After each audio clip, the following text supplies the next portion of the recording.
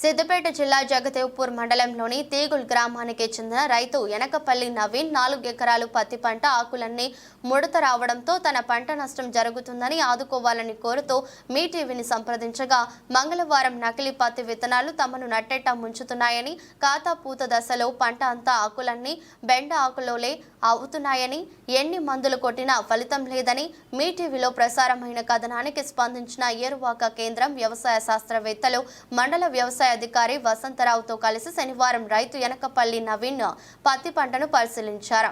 ఈ సందర్భంగా మాట్లాడుతూ రైతు నవీన్ పత్తి పంటను పరిశీలించగా ఆకులు ముడత రావడం వాస్తవమేనని, పత్తికి వాడిన పురుగు మందుల వివరాలను రైతు నవీన్ ను అడిగి తెలుసుకున్నామన్నారు. ముడతకు గల కారణాలు తెలుసుకునేందుకే పత్తి చెట్లను శాంపిల్ గా తీసుకుని హైదరాబాద్ ల్యాబ్ కు పంపిస్తున్నామని తెలిపారు. ల్యాబ్ పరీక్షల అనంతరం నకిలీ విత్తనాలు లేదా పురుగుల మందు ప్రభావం వల్ల జరిగిందా తెలుస్తుందన్నారు. రిపోర్టు ఆధారంగా తదుపరి ఆలోచన చేస్తామన్నారు.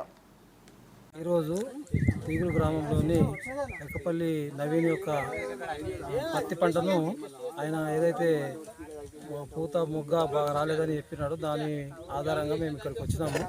ఇక్కడికి వచ్చి చూసినప్పుడు ఏమవుతుందంటే ఆయన ఈ యొక్క కెమికల్స్ ఏదైతే కొట్టేది ఉందో పురుగు మందు ఉన్నది, ఆ గ్రోత్ మందులు అనుకొని పురుగు మందునే ఇదే ఒక డబ్బా ఇంకో దగ్గర ఇంకో డబ్బా ఇంకా 3 జాలు కొనుకొచ్చుకుంటూ కొట్టుకున్నాడు.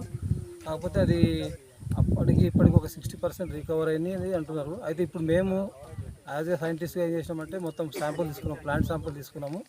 హైదరాబాద్కు ఒక రెసిడ్యూ దాని ఎట్లా ఉంది అనేది చూసుకోవడానికని మేము తీసినాము. అది పంపిస్తున్నాము. అది పంపిన తర్వాత ఒకవేళ దాంట్లో ఏమవుతుంది, హెర్బిసైడ్స్ వాడిరా, పెస్టిసైడ్స్ అయిందా, లేకపోతే సీడ్ ఫాల్టా అనేది మనకు తెలుస్తుంది. కాబట్టి దాని ద్వారా తెలిసిన తర్వాత మనం దాన్ని ఫర్దర్గా ఏం చేయాలనేది నిర్ణయించడం జరుగుతుంది.